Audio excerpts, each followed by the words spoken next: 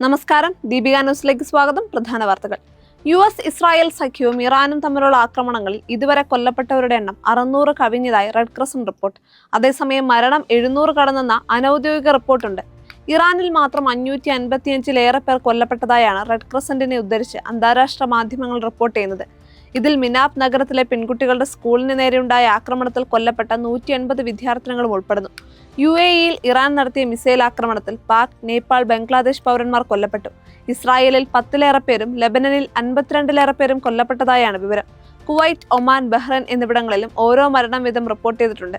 ഖത്തറിൽ 16 പേർക്ക് പരിക്കേറ്റു. ഇറാന്റെ തിരിച്ചടിയിൽ 6 അമേരിക്കൻ സൈനികർ കൊല്ലപ്പെട്ടതായും 4 പേർക്ക് ഗുരുതരമായി പരിക്കേറ്റതായും US സൈന്യം സ്ഥിരീകരിച്ചു. ഇതിനിടെ US-ന്റെ വിവിധ രാജ്യങ്ങളിലെ എംബസികളെ ഇറാൻ ലക്ഷ്യമിട്ടത് കാര്യങ്ങൾ കൂടുതൽ വഷളാക്കിയിട്ടുണ്ട്. എംബസികളെ തൊട്ടുകളിച്ചാൽ ഇറാനെ നിലംപരിശാക്കുമെന്നാണ് അമേരിക്കൻ പ്രസിഡന്റ് ഡൊണാൾഡ് ട്രംപ് മുന്നറിയിപ്പ് നൽകിയിരിക്കുന്നത്.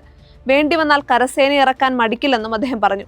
ഗൾഫ് മേഖലയിൽ നിന്ന് ഇന്ത്യ ഉൾപ്പെടെയുള്ള രാജ്യങ്ങളിലേക്ക് നിർത്തിവെച്ചിരുന്ന വിമാന സർവീസ് ഭാഗികമായി പുനരാരംഭിച്ചു. നിർദ്ദേശങ്ങൾ ലഭിച്ചവർക്ക് മാത്രമാണ് യാത്ര ചെയ്യാൻ അനുവാദം. വരും ദിവസങ്ങളിൽ കൂടുതൽ സർവീസുകൾ ആരംഭിക്കുമെന്ന് വിമാന കമ്പനികൾ അറിയിച്ചിട്ടുണ്ട്.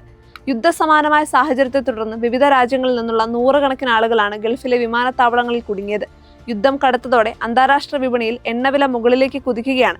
റഷ്യയിൽ നിന്നുള്ള എണ്ണ വാങ്ങൽ കുറച്ചിരുന്ന ഇന്ത്യ വീണ്ടും റഷ്യൻ എണ്ണയെ ആശ്രയിക്കേണ്ടി വരും. അമേരിക്കയിൽ ബാറിന് പുറത്ത് ഇറാൻ അനുകൂലി നടത്തിയ വെടിവെപ്പിൽ ഇന്ത്യൻ വംശജയായ വിദ്യാർത്ഥിനി ഉൾപ്പെടെ 3 പേർ കൊല്ലപ്പെട്ടു. ഓസ്റ്റിനിലെ ടെക്സസ് സർവകലാശാലയിലെ വിദ്യാർത്ഥിനിയായ സവിത ഷാനാണ് കൊല്ലപ്പെട്ട ഇന്ത്യൻ വംശജ. ആക്രമണം നടത്തിയ സെനഗലിൽ നിന്ള്ള ഇൻഡിയാഗ ഡയഗ്നെ എന്നയാളെ സംഭവ സ്ഥലത്ത് തന്നെ പോലീസ് വെടിവെച്ചു കൊന്നു. ബാക്ക്യാർഡ് ബിയർ ഗാർഡനിൽ പുലർച്ചെ 1:59 വെടിവെപ്പ് നടന്നത്. പ്രതി ആദ്യം ഒരു SUV-യിൽ നിന്ന് വെടിയുതിർത്ത ശേഷം വാഹനത്തിൽ നിന്ന് റൈഫിൾ കാണിച്ച് പുറത്തു കടക്കുകയായിരുന്നു. ഇതിനിടയിലാണ് അക്രമിയെ പോലീസ് വെടിവെച്ച് കൊലപ്പെടുത്തിയത്.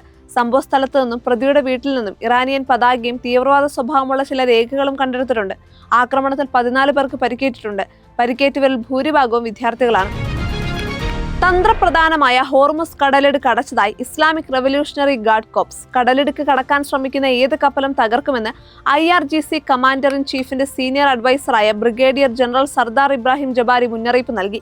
ഇതോടെ ഇന്ത്യ ഉൾപ്പെടെയുള്ള രാജ്യങ്ങളിൽ എണ്ണവില കുതിക്കും. ലോകത്തെ എണ്ണ വ്യാപാരത്തിന്റെ ഏകദേശം 20-25% നടക്കുന്നത് ഹോർമുസ് കടലിടുക്ക് വഴിയാണ്. Saudi Arabia, Iraq, UAE, Kuwait, Qatar തുടങ്ങിയ രാജ്യങ്ങളിൽ നിന്നുള്ള എണ്ണക്കപ്പലുകൾക്ക് അന്താരാഷ്ട്ര വിപണിയിലെത്താനുള്ള ഏക മാർഗമാണിത്. കടലിടുക്ക് അടഞ്ഞതോടെ പ്രതിദിനം ഏകദേശം 20 ദശലക്ഷം ബാരൽ എണ്ണയുടെ കുറവാണ് ആഗോള വിപണിയിൽ അനുഭവപ്പെടുന്നത്.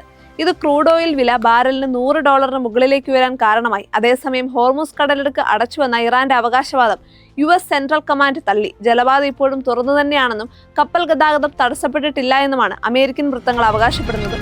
പശ്ചിമേഷ്യൻ സംഘർഷത്തെ തുടർന്ന് ഗൾഫ് രാജ്യങ്ങളിലെ CBSE പരീക്ഷകൾ വീണ്ടും മാറ്റിവെച്ചു. വ്യാഴം, വെള്ളി ദിവസങ്ങളിൽ നടത്താനിരുന്ന 10, 12 ക്ലാസുകളിലെ പരീക്ഷകളാണ് മാറ്റിയത്.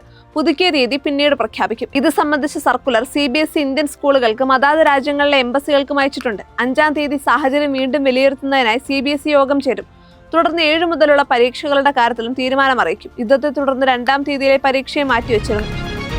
മുതിർന്ന കോൺഗ്രസ് നേതാവും മുൻ കേന്ദ്രമന്ത്രിയുമായ KP ഉണ്ണികൃഷ്ണൻ അന്തരിച്ചു. കോഴിക്കോട്ടെ സ്വകാര്യ ആശുപത്രിയിൽ ചികിത്സയിലിരിക്കുകയായിരുന്നു അന്ത്യം. 1989 മുതൽ 1990 വരെ VP സിംഗ് മന്ത്രിസഭയിൽ ടെലികമ്മ്യൂണിക്കേഷൻ ഉപരിതല ഗതാഗത മന്ത്രിയായിരുന്നു. 1971 ലോക്സഭാ തെരഞ്ഞെടുപ്പിൽ കോൺഗ്രസ് സ്ഥാനാർത്ഥിയായി വടകരയിൽ മത്സരിച്ച് വിജയിച്ചതിന് പിന്നാലെ 1991 വരെ തുടർച്ചയായി 6 തവണ വടകരയിൽ നിന്ന് ലോക്സഭാംഗമായി തെരഞ്ഞെടുക്കപ്പെട്ടിരുന്നു. സ്കൂൾ വിദ്യാർത്ഥിയായിരുന്ന കാലത്ത് പ്രജാ സോഷ്യലിസ്റ്റ് പാർട്ടിയിലൂടെയാണ് രാഷ്ട്രീയ ജീവിതം ആരംഭിച്ചത്. 1960-ലാണ് KP ഉണ്ണികൃഷ്ണൻ PSP വിട്ട് കോൺഗ്രസിലേക്ക് എത്തുന്നത്. തുടർന്ന് 1962 മുതൽ AICC അംഗവുമായിരുന്നു. ഇത്തവണത്തെ ആറ്റുകാൽ പൊങ്കാല ഏറ്റവും കൂടുതൽ ഭക്തജനങ്ങളെ, പ്രത്യേകിച്ചും സ്ത്രീ ഭക്തജനങ്ങളെ ആകർഷിച്ച പൊങ്കാല എന്ന നിലയ്ക്ക് മാത്രമല്ല, ഏറ്റവും കൂടുതൽ VIP സാന്നിധ്യം കൊണ്ടും ശ്രദ്ധേയമായിരുന്നു.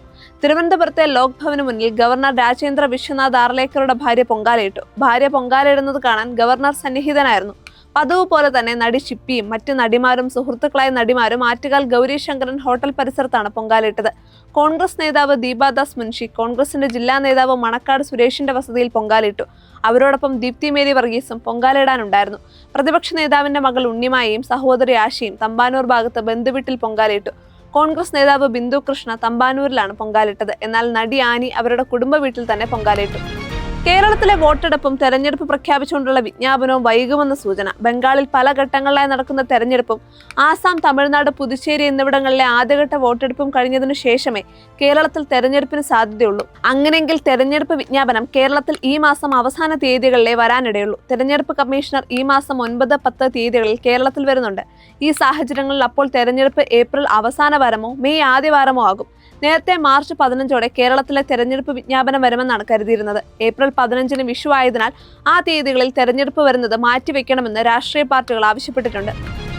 ആരോഗ്യമന്ത്രി വീണ ജോർജിനെ വധിക്കാൻ ശ്രമിച്ചെന്ന കേസിൽ KSU പ്രവർത്തകരുടെ ജാമ്യാപേക്ഷ തള്ളി. Kannur judicial first class magistrate കോടതിയാണ് ജാമ്യാപേക്ഷ തള്ളിയത്. പ്രതികളെ ഈ മാസം 5 കോടതിയിൽ ഹാജരാക്കും. കണ്ണൂരിലെ സംഘർഷത്തിന് പിന്നാലെ ആദ്യമായി പൊതുപരിപാടിയിൽ പങ്കെടുത്ത മന്ത്രി വീണ ജോർജ് പത്തനംതിട്ടയിൽ തുടങ്ങിയ ആരോഗ്യ ആനന്ദം ഫെസ്റ്റ് ഉദ്ഘാടനം ചെയ്യാനാണ് മന്ത്രി എത്തിയത്. ആരോഗ്യ മേഖലയെ തകർക്കാൻ ആസൂത്രിതമായ ശ്രമം നടക്കുന്നുവെന്ന് മന്ത്രി ഉദ്ഘാടന പ്രസംഗത്തിൽ പറഞ്ഞു. തമിഴ്നാട് അണ്ണാ യൂണിവേഴ്സിറ്റിക്ക് സമീപമുണ്ടായ വാഹനാപകടത്തിൽ മലയാളി വിദ്യാർത്ഥി മരിച്ചു. നിയമ വിദ്യാർത്ഥിയായ ജിനു ആണ് മരിച്ചത്. കാറിലുണ്ടായിരുന്ന മറ്റു 3 വിദ്യാർത്ഥികൾക്ക് പരിക്കേറ്റു. നുങ്കമ്പാക്കത്ത് നിന്ന് താരാമണിയിലേക്ക് പോകുന്നതിനിടെയാണ് അപകടമുണ്ടായത്. ഇതോടുകൂടി പ്രധാന വാർത്തകൾ അവസാനിച്ചു.